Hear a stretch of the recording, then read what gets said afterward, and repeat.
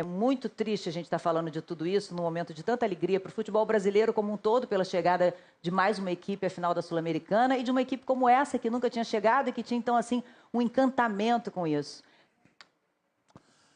Fátima, quantas vezes nós já... Me perdoe a falta de voz, porque não dormi. Eu Está imagino. chocado e desde as 7 horas da manhã aqui. Mas quantas vezes nós estivemos juntos falando sobre futebol, quantas vezes nós alimentamos esperanças com a nossa seleção brasileira, quantas vezes até depois de derrotas nós estivemos juntos falando. Eu diria que é um dos momentos mais difíceis desses meus 42 anos de carreira. Me vem imediatamente à mente a narração do acidente de Ayrton Senna. Mas, nesse momento, foram 76 vidas humanas.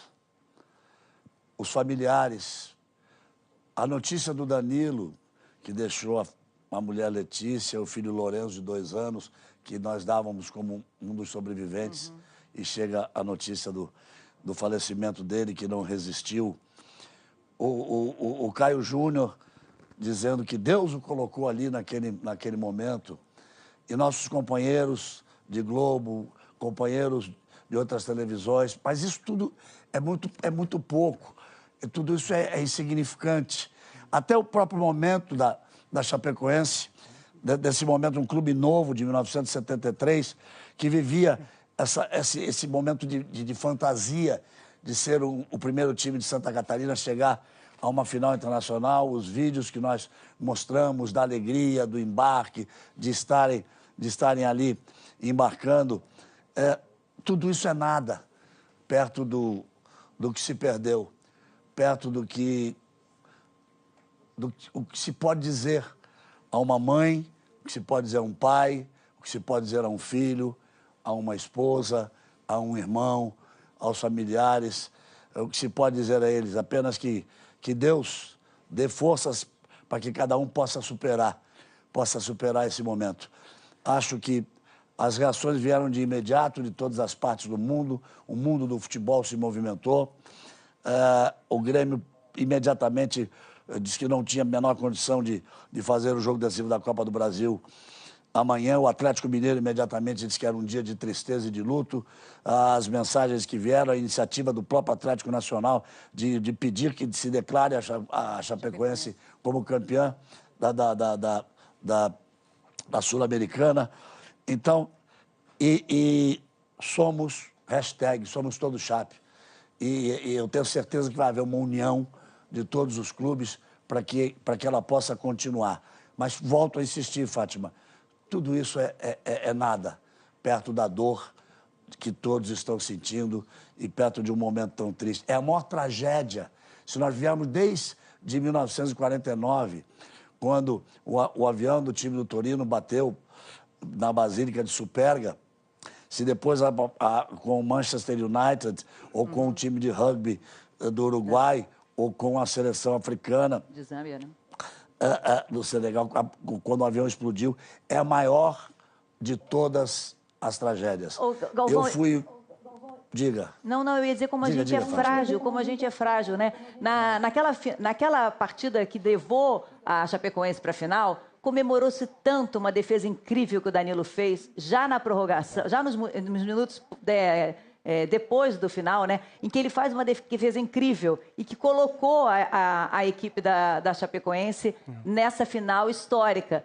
E como a gente não sabe, né, os desígnios que vêm, o que vai acontecer, e aí hoje a gente está aí com a notícia da morte desse rapaz e de todas essas pessoas que estavam ali para um momento de alegria.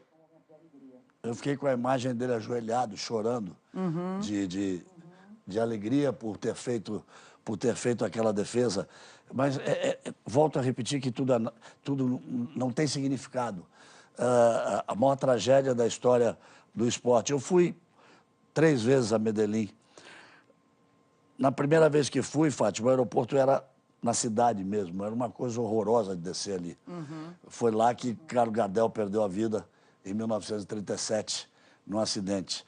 Depois Em 95, uma final de Libertadores do Grêmio, com o mesmo time Atlético Nacional, já descemos em Rio Negro, onde aconteceu o acidente, onde eles foram fazer o aeroporto a 80 quilômetros, cerca de 80 quilômetros de Medellín, lá no alto da montanha, para evitar qualquer risco nesse sentido. Eu nunca poderia imaginar que isso pudesse vir a acontecer. Dizer o quê? Que Deus dê força a todos eles. Me vem imediatamente Paulo Paixão, que você acompanhou em Copa do Mundo, que perdeu um filho na Copa do Mundo em 2002 e que volta a perder um filho. É muita dor para uma pessoa tão do bem como ele, um trabalhador. E assim, todos aqueles, todas as famílias. Eu acho que o silêncio, o respeito, a oração e pedir a Deus que dê força a todos, que possa trazer essa força para que todos possam superar um dos momentos mais tristes. A Conmebol acaba de divulgar uma nota que no dia 21 de dezembro vai acontecer uma reunião para decidir o futuro da Copa Sul-Americana. Isso não vai acontecer agora, essa notícia me foi passada nesse instante, no dia 21 de dezembro. Nós falamos com o Walter Feldman, com o secretário-geral, oficial o cancelamento da final da Copa do Brasil amanhã, e a confederação está em reunião para ver a última rodada, o que vai acontecer no próximo final de semana. Ivan, pela experiência que você tem, apenas as condições climáticas e o início de uma possibilidade de pane elétrica seria suficiente para a derrubada de um avião como esse? Geralmente não. Geralmente o que acontece é uma sucessão de fatores. Pelo que se sabe até agora, o avião tinha uma pane elétrica. Haviam vários CBs. CBs é uma nuvem chamada cúmulos nímbicos, que a gente chama de CB. São essas nuvens que têm raio, ventos ascendente, descendente, granizo, na região de Medellín. E o avião tem sistemas redundantes, ou seja, o avião não tem um sistema elétrico. Ele tem um sistema elétrico, tem um outro sistema elétrico chamado APU, Auxiliary Power Unity, e ele tem o sistema elétrico até gerado pelo movimento das hélices. Então, deve ter havido uma conjunção de fatos e o avião deve ter preparado um pouso muito difícil no aeroporto de Medellín.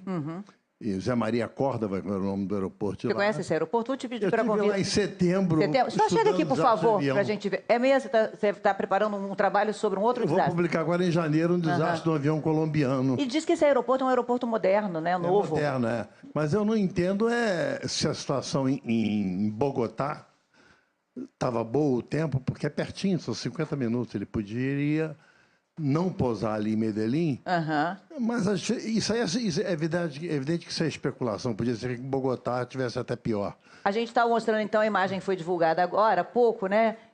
Em que você vê o trajeto do avião vindo, e aí, nesta região onde depois ele cai, há um círculo que ele começa a fazer um procedimento. Quer dizer, eu já estive em avião, certamente você também, que às vezes fica realmente girando antes de pousar, ou aguardando autorização da torre, porque tem outros voos na frente, ou às vezes até por uma condição climática mesmo. Geralmente é por dificuldade do pouso. Nesse caso, se havia realmente tempestade no lugar, é para fazer o problema de descida, dificuldade de pouso.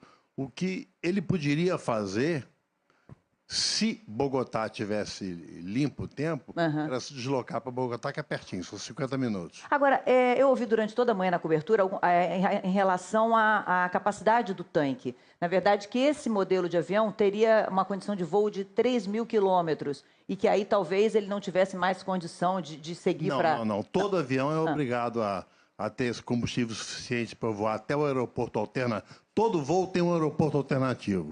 Provavelmente esse alternativo devia ser Bogotá. Por exemplo, ele saiu de Guarulhos até aqui. Podia voltar a imagem, por favor? A imagem anterior?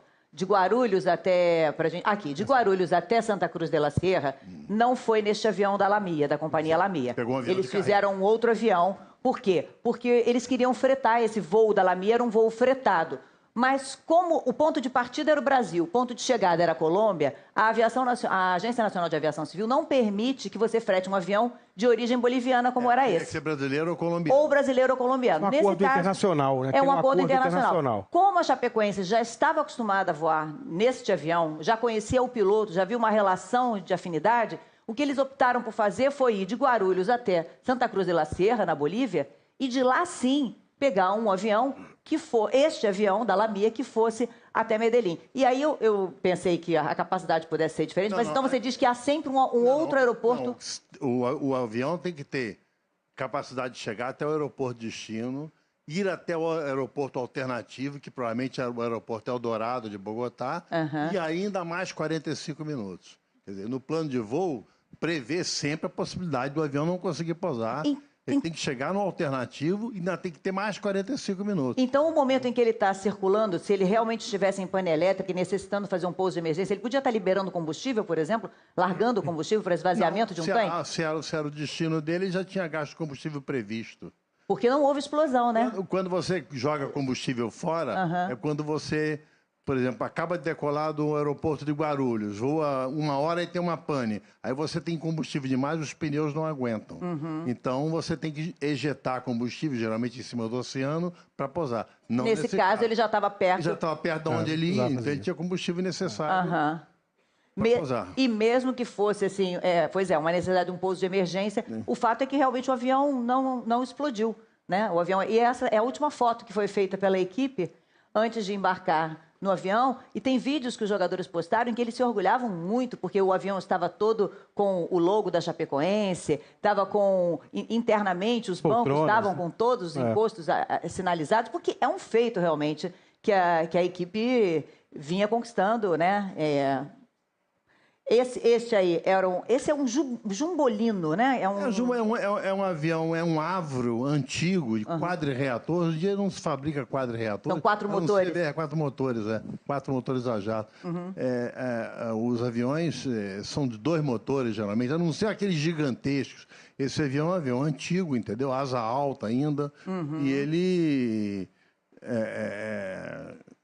É um avião que é pouco voado. Você não voa aqui no Brasil, não tem nenhum, entendeu?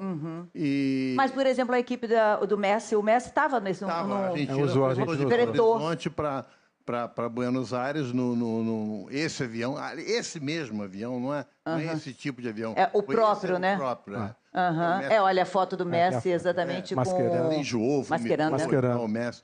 Mas o problema de combustível não era. Ele tinha combustível e certamente tinha combustível para ir até o aeroporto alternativo e mais 45 minutos no mínimo. Eu não tenho mais vontade de fazer nenhum jogo de futebol esse ano, não. Eu imagino também para todos esses jogadores, né, que vão precisar entrar em campo realmente.